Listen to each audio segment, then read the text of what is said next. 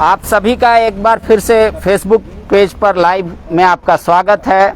आप लोग सभी कोई जान रहे होंगे कि झारखंड में इन दिनों सिर्फ पूजा सिंघल और उनके सीए, उनके हस्बैंड, उनका जहां जहां ठिकाना था छापा और ईडी की ही खबरें चल रही है। तो अभी इस वक्त हम ईडी के कार्यालय में हैं। ये जोनल कार्यालय है रांची का। पहले ये पूर्व मंत्री एनू सेका का घर हुआ करता था। जब उनकी संपत्ति को अटैच कर लिया गया, मतलब जब्त कर लिया गया, तो ईडी ने यहाँ अपना दफ्तर खोल दिया है। डायरेक्टरेट ऑफ इन्फोर्समेंट का ये दफ्तर है, परिवर्तन निदेशालय का, जो जोनल ऑफिस रांची का है। और इस बिल्डिंग के अंदर अभी माना जा रहा अभिषेक झा, जो पूजा सिंघल के हस्बैंड हैं, वो हैं। उनके अलावा जो सीए सुमन कुमार, उनकी जिनकी गिरफ्तारी हो गई है और फिलहाल वो न्यायिक हिरासत में है। 5 दिनों के लिए पूछताछ के लिए उनको रखा गया है। इसी दफ्तर के अंदर उन लोगों से पूछताछ हो रही है। पूरा खबर ही सूत्र के हवाले से चल रहा है। सूत्रों की अगर मान ले तो पहले तो अलग अलग दोनों से बात की गई, फिर उसके बाद कुछ देर के लिए दोनों को एक साथ बैठाकर पूछताछ की गई, फिर से अलग अलग बात की जा रही है। हालांकि इससे अंदर की तस्वीरें हम आपको इसलिए नहीं दिखा पाएंगे क्योंकि ईडी दफ्तर में जाने से मना कर दिया गया है। लेकिन यहाँ पे पूछताछ जारी है और तमाम जो ईडी के अधिकारी हैं वो भी बैठे हुए हैं। लेकिन इस बीच एक जो बड़ी खबर है उसको भी आप या तो अपने दिमाग से उसका इन्वेस्टिगेशन कर सकते हैं या सोच सकते हैं। कल जब सीए सुमन कुमार को लाया गया था सदर अस्पताल रांची में मेडिकल कराने, कोर्ट में जमा करने से पहले, तो उन्होंने मीडिया में एक बयान दिया कि ईडी के अधिकारी मुझ पे जानबूझकर ये दबाव बना रहे हैं कि मैं राज्य के मुख्यमंत्री हेमंत सोरेन और पूजा सिंघल का नाम लूं।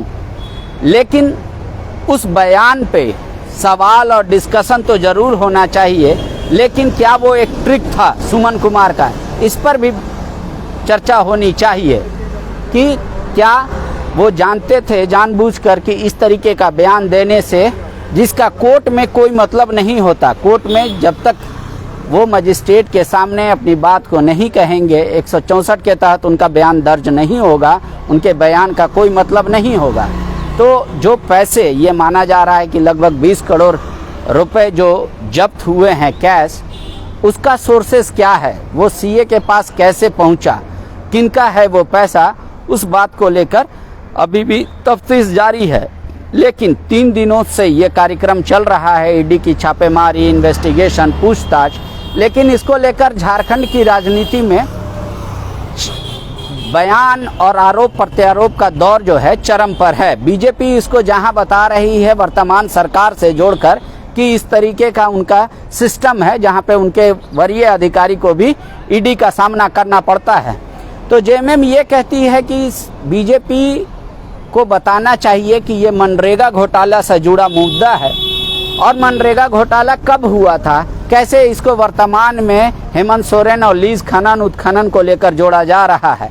तो इस तरीके के बयान चल रही है। इस बीच आज जो जिला इकाई है जेएमएम का, उसने बीजेपी कार्यालय के पास प्रदर्शन भी किया। हालांकि वहां बहुत संख्या में पुलिस थी, लिहाजा वो उस प्रदर्शन के बाद उनको डिटेन कर दिया गया और वहां से हटा दिया गया। फिलहाल प्रदर्शन नहीं हो रहा है। अभी यहाँ पे हम आपको दिखाएंगे, हमारे कैमरामैन, यहाँ प्रदर्शन के तौर पे आप पत्रकारों का हुजूम देख पाएंगे। ये रांची का एयरपोर्ट इलाका है, एयरपोर्ट को ये रास्ते जाती है और एनू सेका का ये पुराना मकान जिसमें आज ईडी का दफ्तर है और ईडी यही पूछताछ कर रही है। और यकीन मानिए कि जब तक ईडी के तरफ से कोई आधिकारिक बयान, प्रेस कॉन्फ्रेंस या प्रेस विज्ञप्ति जारी नहीं होती, तब तक यहाँ पे यूं ही मजमा लगा रहेगा। मीडिया वालों का सोर्सेस का हवाला देकर आप तक खबरें पहुँचती रहेंगी। अब सोर्सेज कितना सटीक कितना बेसटीक है उसका आकलन आप कीजिएगा। मीडिया में बातों को सुनकर ज़्यादा उत्तेजित होने की भी ज़रूरत नहीं है और हताश होने की भी ज़रूरत नहीं है, क्योंकि जब तक आधिकारिक बयान नहीं आएगा आपके के लिए है और हमारे लिए इधर उधर से जो सुनने में आएगा बिना आधिकारिक पुष्टि के हम आपको खबर सुनाते रहेंगे। यकीन मानिए, अगर कहीं से बैठकर एनुसेका अभी इस घर को देख रहे होंगे तो उनकी आह निकल रही होगी कि जो वो अट्टालिका इमारत बनाए थे इतनी शानदार जगह पर, अब वहाँ ईडी का दफ्तर है और दूसरे भ्रष्टाचारियों से पूछताछ की जा रही है।